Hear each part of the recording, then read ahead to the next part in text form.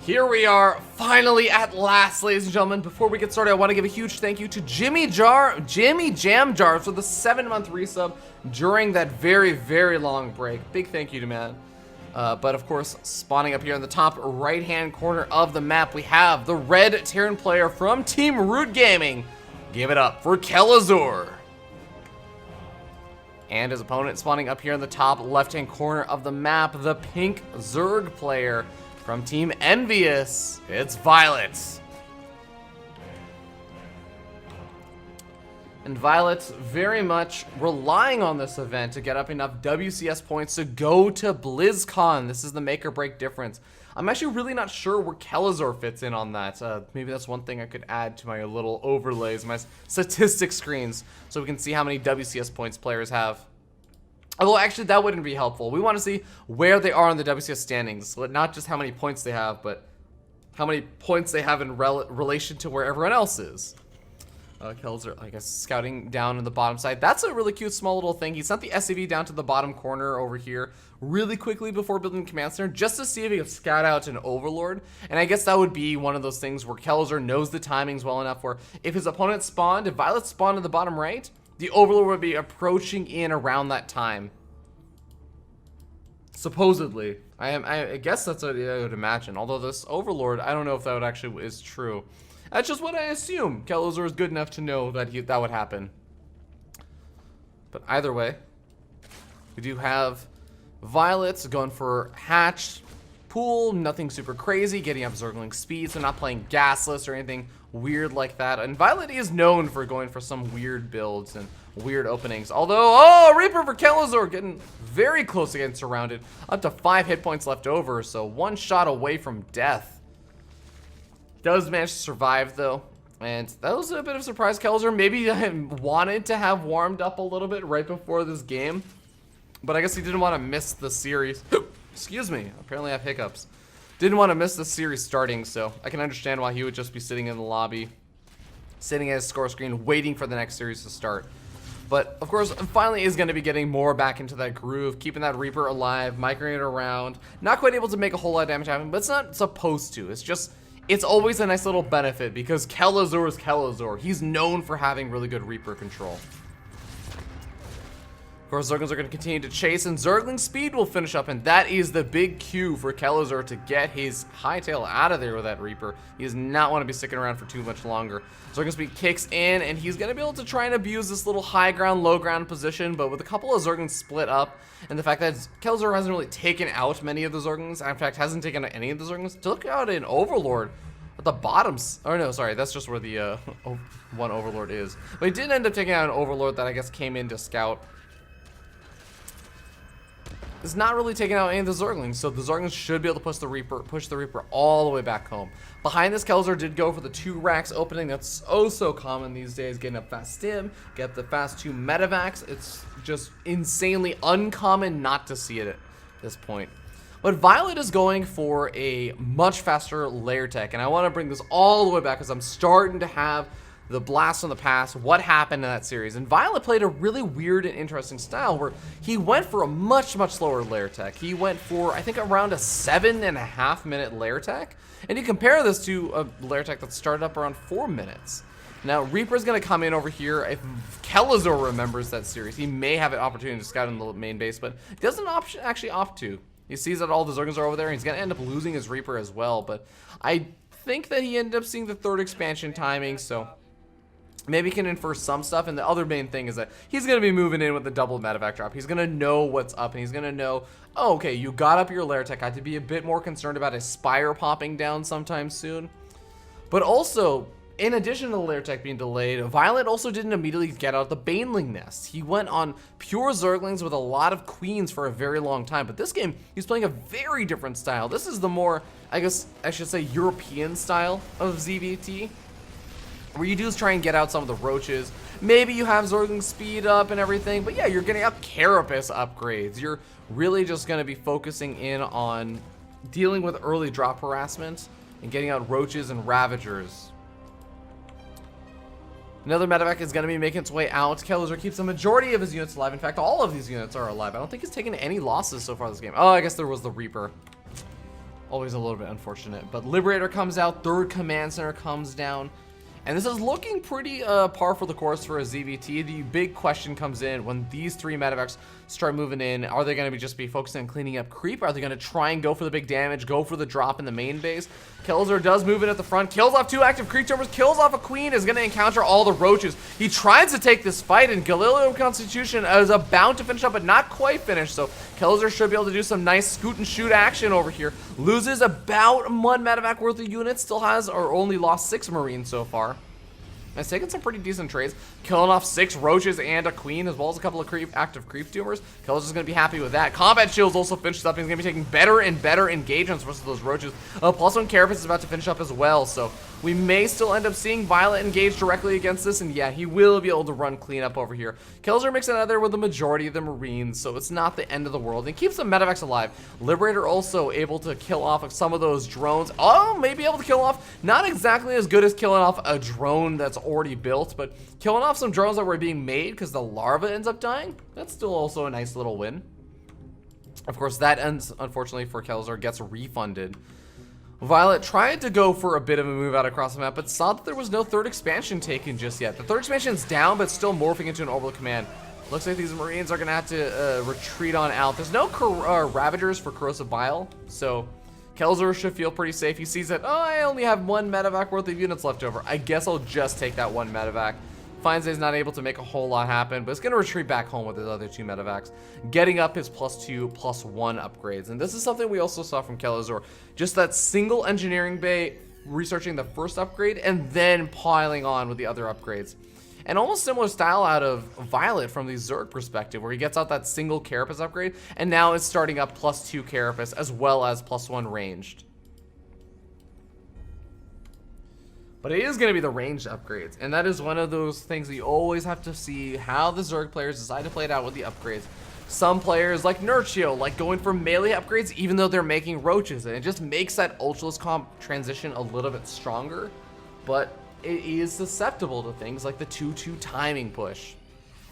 Kelazhur going for these upgrades is a little bit more straightforward. You get up your weapon upgrades as fast as possible, and you get up your armor upgrades whenever you can.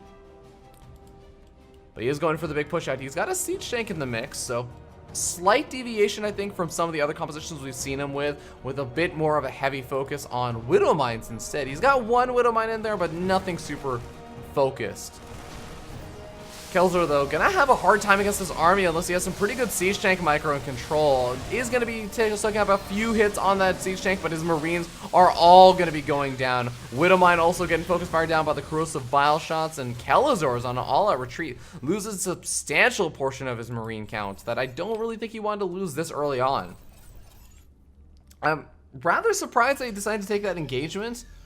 I feel like if you have 3 siege tanks or something, then yeah, that engagement looks much, much better for Kelazhur. But until that point, just pure marines versus well-upgraded roaches with carapace upgrades, I don't really think it's going to work out so well. +2 carapace now finishes up after the engagement, as well as +1 missile attack. So I suppose there's always the argument it could have been worse. Could have been after those upgrades finished up, but Kelazhur himself is also getting up his own 2-2 upgrades, and will be taking a bit of an upgrade lead, just because Violet never started up his own +2 missile attacks. Or +2 carapace. Or sorry, +3 carapace. But he's not going to be able to start a +3 carapace for a while. 4th base does get canceled over here. Nice pick off for Kelazhur. And I guess the nice thing that he's doing is he's still buying a lot of time. Violet, with no answer to the medevacs besides spore crawlers and a handful of 3 queens, that is quite literally the bare minimum for a 3-base economy for those larva injects, is really not going to be able to take out any of the medevacs. Kelazhur should pretty much go on uncontested with those. In fact, I'm surprised he's not necessarily making another Liberator or so. Just even for when these engagements do get forced out, you keep it away from the spore crawlers. I feel like you could still get a lot of damage done, but it is a lot to ask for. He's already very busy with some of his micro. Sieging and unsieging Liberators constantly versus spore crawlers will be a bit more. I'm seeing emote spam in the chat, which scared me for a moment because I thought I was maybe muted again. But here we go. We got a big surround over here for Violet. A couple of siege tanks are in the mix. That makes the engagement slightly better, but Not better enough. Third Siege Tank is on the back line, and that's going to be doing a lot of damage. This is suddenly the magic number. One of the Siege Tanks does end up falling, though, and SCVs are starting to go down. Violet is taking a pretty big economic lead, and it seems like Kelazhur may barely be able to hold on since there's no reinforcements coming in, and he's got to do a lot of damage with this drop on the other side of the map. He cleans up some of the roaches, but the drones are already retreating on out, and Kelazhur is too busy microing those medevacs with the siege tanks to really focus fire down the hatchery, go after the drones, and unfortunately he does lose a lot of time. You can imagine if this army was on top of that hatchery maybe 10 seconds earlier, there's a good chance, I don't know if he would have gotten it, but he could have gotten very close to killing off that hatchery. And that would have even up the worker count, or the base count at least. Or actually given Kelazhur a lead in that, considering he has a 4th expansion now finished up. Violet's still moving around, the medevac is still alive, albeit barely. And he can still come in to try and get some damage on. The Spore Crawler taken out also does make it slightly easier to move that medevac into a nice angle where the Queen is not quite going to poach it off immediately. Another drop over here at the top side where the double siege tank is going to be able to whittle away at that hatchery. Getting a couple of pot shots off on the roaches is also something always very nice. Corrosive Biles are finally available since Violet is actually making Ravagers. But Burrow is coming out as well as Tunneling Claws. I wonder if this is actually going to catch Kelazhur very much off guard. Kelazhur, though, finally establishing that planetary fortress. Going to be a difficult position to break into unless he has a lot of roaches and ravagers to bust in over there. But finally, we have Violet getting started with some of those other upgrades. But it's the +2 missile attacks upgrade. Still no hive tech on the way, so he's not going to be able to catch up on 3-3, which +3 missile or infantry weapons is already finished up for Kelazhur.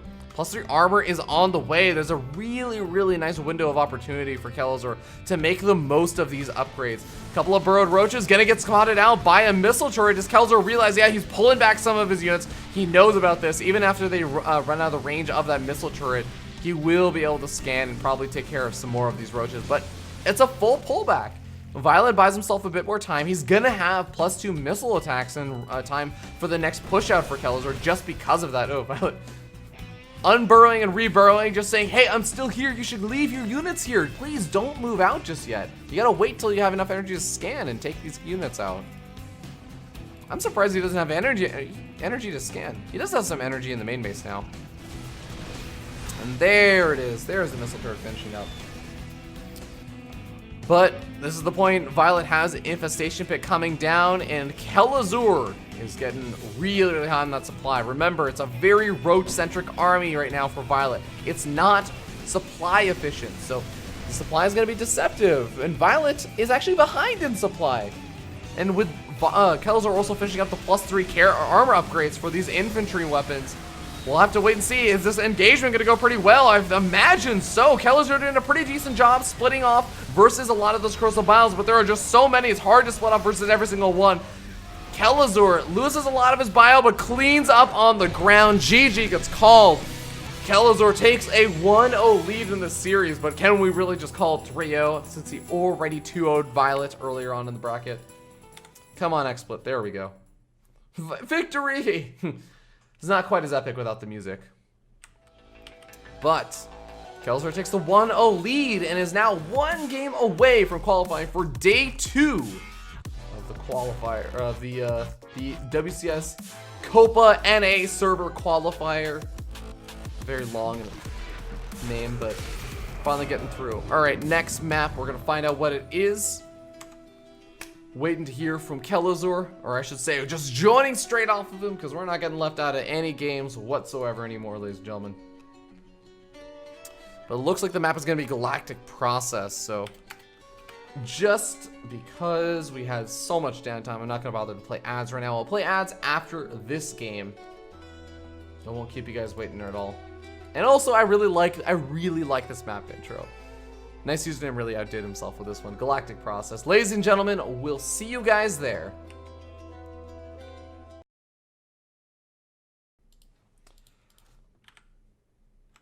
Alright, ladies and gentlemen, here we are in game number 2. We're going to be starting down here in the bottom left-hand corner of the map, top of the red Terran player. Give it up for Root Gaming's Kelazhur.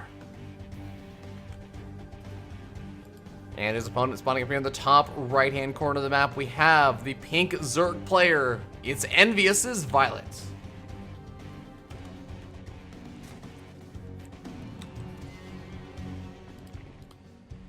So, Kelazhur leads up the series 1-0. I tried to really quickly during that map intro look up some information on Kelazhur's WCS point standings to see if this actually was really going to heavily affect his opportunity to make it to BlizzCon, or if he even has a chance. I'm actually not too sure about it, but we do have really interesting strategy over here from Violet. Now, Kelazhur was going to go for the 3 racks Reaper play. Very, very strong, and is actually pretty common to see on this map. But Violet, anticipating that, goes for the very early drone scout, immediately makes an extractor and denies Kelazhur that 3rd gas geyser. By doing so, Kelazhur doesn't really have the economy or the gas to afford a 3rd barracks worth of Reapers, so he just decides to cancel one and is going to be able to get up a faster command center. But still, there's some resources lost for both sides. Violet had to send out not only the early drone scout, but also loses the drone in going for that gas geyser. Kelazhur loses some of the mining time in building half of that barracks, and also has to cancel, so loses some of that money over there. But is still able to get up a really quick 3rd expansion. I mean, that 3rd expansion, or sorry, not 3rd expansion, natural expansion. That natural expansion comes down around the time way before Kelazhur would normally just be focusing on building lots of Reapers. But first Reaper is out, and of course Violet is very much aware of it, so Violet is going to be able to micro his heart out and make it that Roach Warren. Second Reaper is out, and the kind of interesting thing over here is how committed is Kelazhur really going to be on the 2 racks Reaper. It's really the 3 racks Reaper that you end up seeing in this matchup. This is more of a TVT build to go for the 2 racks Reaper now. So how much damage can this really do? Can this snowball the same way that it ends up working out with the 3 racks Reaper? Well, if you keep all those Reapers alive, I think it still can work out. But it is going to be much more difficult. At the same time, though, it doesn't have to snowball as hard because you do have a faster expansion. You are getting up things like your add-on way quicker. In fact, Kelazhur's already halted that Reaper production, stopping at just 5 Reapers, and 5 Reapers is more than enough to actually start taking on queens, to start picking off roaches here and there that are a little bit too far forward. And Kelazhur, look at this 3rd expansion, saying, well, you know what, as long as you're giving me free reign and taking that gas geyser and putting yourself behind, I'm just gonna go all out. That gas geyser is still alive, by the way. Kelazhur finally getting up some of those Marines. Probably wants to send those over the gas geyser to take them out. Yeah, he does exactly that. 5 Reapers, though, should be able to harass these Roaches and Ravagers. If he's paying attention, loses 1, loses a 2nd, might lose a 3rd, doesn't quite lose the 3rd. But he should still be able to concussive grenade these Roaches and Ravagers as they make their way across the map, just harassing them down, delaying any kind of actual damage that can happen. Violet is making another Ravager right now, it looks like with one of the weakened Roaches. Smart decision. But is making drones behind this, so this isn't going to be a big committed attack. Problem is, I'm not sure that Violet has seen that 3rd expansion. He doesn't know about it, even though he has Overlords in position that could potentially scout this out. You just really don't expect it. He's going to see the bunker finally finishing up over here, but the bunker pulling off a lot of SCVs to repair it because he needs that bunker to survive. And he really doesn't have that many Marines around. He's got 3 Marines, bunker slowly getting picked away at. He needs to use those Reaper grenades to continue to push those Roaches and Ravagers back. Well, he's going to be taking a couple of losses over here. But again, fast 3rd command center that's finished and actually can start mining before the 3rd command or 3rd hatchery for Violet is even done. That's absolutely absurd. Big shout out to Ector, by the way. Thank you so much for the totally new sub to BaseTradeTV. Welcome to the family. But alright, Kelazhur now secures himself a very solid economic lead in this game. What is Violet going to do? Violet can still drone up to his heart's content. Kelazhur has these Reapers alive, but they're really not going to be able to do a whole lot other than scouting, or they shouldn't be able to do a whole lot other than scouting. Maybe they will be there annoyingly denying creep spread or killing off a 4th expansion drone that goes over there. But honestly, the 4th expansion shouldn't even be coming down for at least a little bit longer, just because Violet straight up does not have the number of drones he needs to mine off of a 4th expansion. Killing off a creep tumor, that's nice. Just going to delay some of that creep spread between these 2 bases, forcing out another creep tumor from that queen instead of the larva inject. But behind all this, the one thing we haven't talked about is Kelazhur's starport, because going for such a fast third CC does mean his starport was really delayed, and that does delay the medevacs from coming out. Forms of additional aggression, of course, also get delayed since he doesn't go for any kind of Hellion opening. He gets out the faster tech lab. He's already researched STEM. He's getting up combat shields. And this is turning into a situation where Violet now has free reign to do whatever he wants for at least another minute and a half.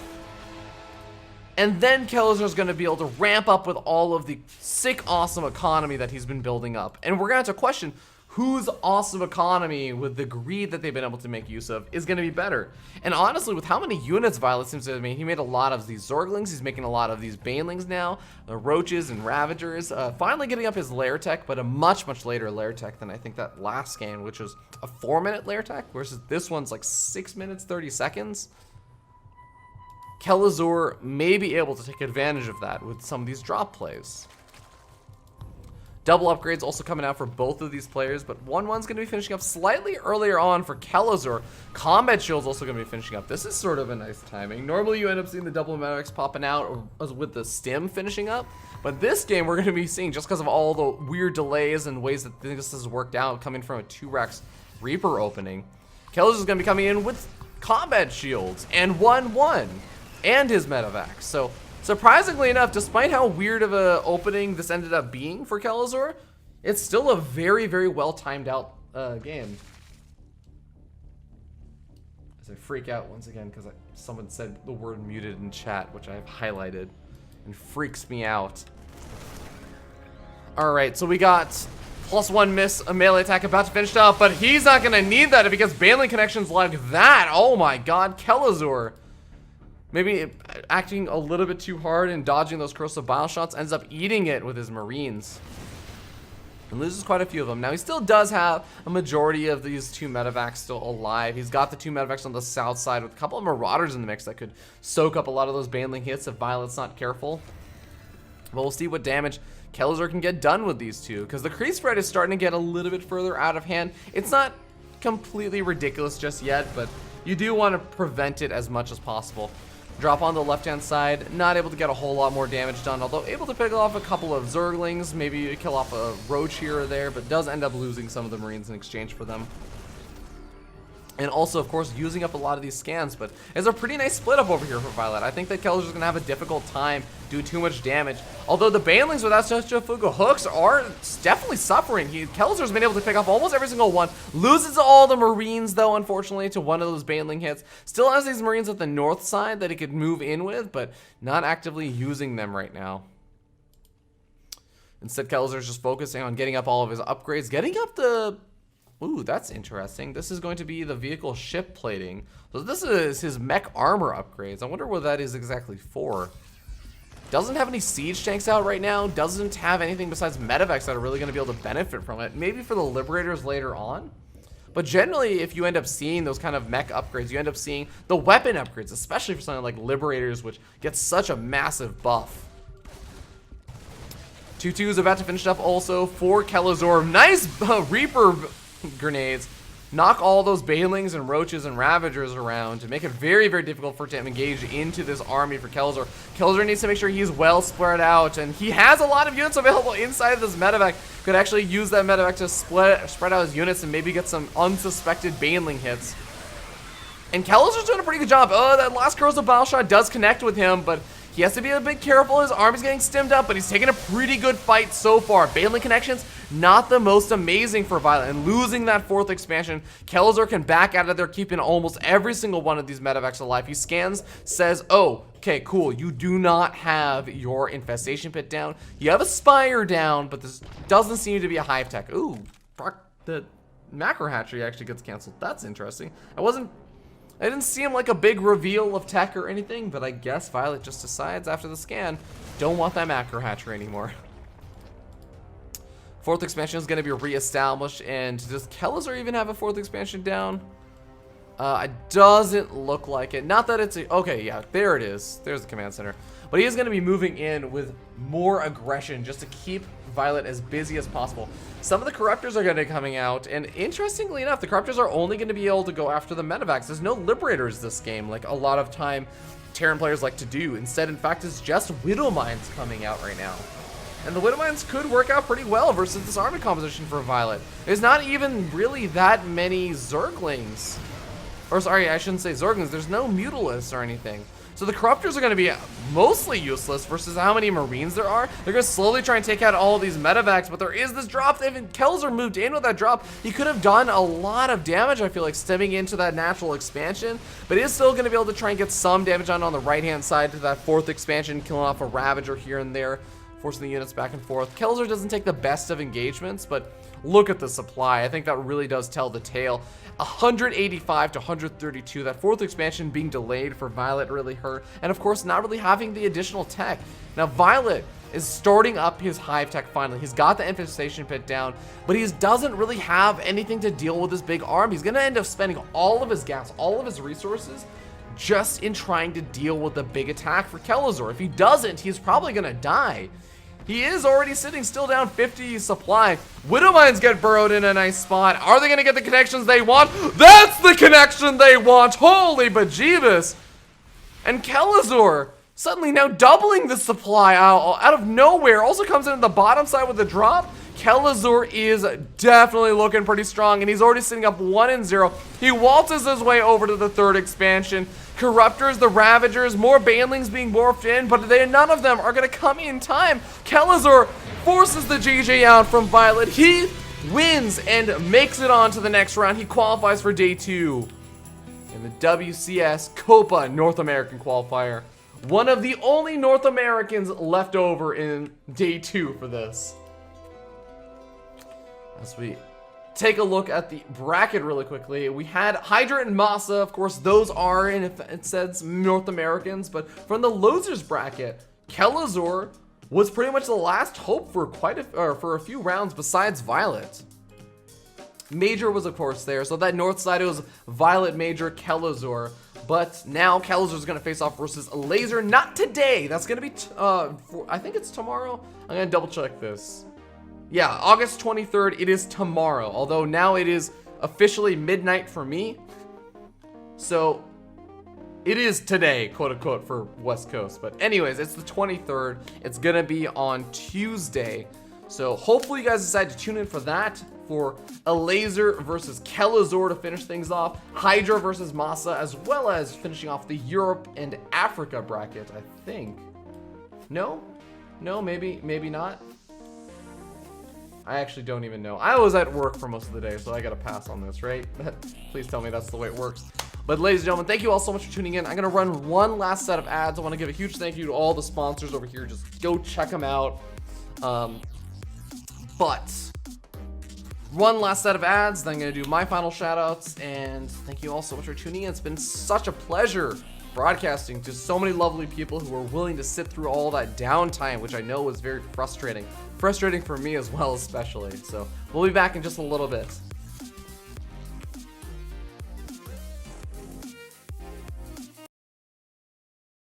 Alright, ladies and gentlemen, welcome back. We are closing out the day. I want to thank you all again. I know I've already thanked you so many times, but I want to thank you all again one more time for being such a wonderful and lovely audience. It was an absolute pleasure to bring this broadcast to you. Do want to really quickly note, I did look up, finally, Kelazhur's WCS point standing is honestly not super high. He's sitting at 41st place with about 240 points. So 240 points, and let me put this in context. For our 16th place right now is Puck at 1045 points. So I think the way that ends up working out, and I'm trying to look this up right now to see how many points total the Copa qualifiers will actually end up giving. Let me actually really quickly pull that up, because I do want to talk about this. Whether or not Kelazhur even has the remotest, slightest chance of actually qualifying for BlizzCon, I think that it's very, very unlikely, if not impossible. Main event, Wikipedia, don't let me down. 1,000 circuit points. So he would go from, if he won first place and nobody else in the standings that mattered moved, because they all just dropped out super early on, he would technically overtake Puck, but he would never be able to overtake Scarlet, because he would actually, Scarlet's at 15th place, 1530 points. Literally, it's if Puck, Marine Lord, sort of, Tudming, Hero Marine, Blythe, Firecake, Major, or I think Huck, Cham, and maybe Mana. I need to double check the math on that. If none of those players get second place, and and Kelazhur gets first place, I think he's got a shot. But of course, he still hasn't even qualified for the WCS Copa. So there's still a lot to be said for this. But anyways, big congratulations to Kelazhur. Makes it to day 2. So still has to fight it out a little bit, but maybe keeping a bit of that hope alive. And guess what? There's still some money on the line, so there's nothing to be shy about for still just qualifying for day 2 and qualifying for the event, even if it's impossible for you to qualify for BlizzCon. But thank you all so much again. My name is Fear Dragon. If you enjoyed my broadcast, do check me out at FearDragon64. I know we had some really freaking wonderful and awesome people actually followed me and also even subscribed to me today. So big thank you to those people, and big thank you to all the people that, we had a decent number of new subs today as well. I don't have Twitch alerts set up, so I don't actually get to see any of that stuff for the BaseTradeTV broadcast, but hopefully you guys enjoy the broadcast. If you want to see more, the Alima League is going to be on in, I believe, 3 hours. 3 hours on this channel. Rifkin and Zombie are casting. Lots of awesome Koreans. If you're into the whole Korean scene stuff, then that's a really great place to look. Of course, if you also want to check out the Patreon page for the Alima League, because that's coming up, go check it out, patreon.com/olimoly. She's freaking awesome. She's a wonderful admin also. But yeah, I think that's it. So let's find someone to host for the 3 hours that we're going to be around. Let's see. Oh, this is an easy one. We're going to host Puck up, because Puck is a fantastic individual, and he recently said that he's going to be trying to focus more on streaming, just having fun with StarCraft. So if you want to have fun, if you want to watch someone having fun with StarCraft, because that's what I want to watch, then tune in for the stream, stick around for the host, go click through and actually watch on his channel so you can talk with him in the chat and everything, because he actually responds and reads chat. So much love to Puck, and we'll see you guys next time, and hopefully you guys will be around in 3 hours for the Alima League broadcast. We'll see you guys then.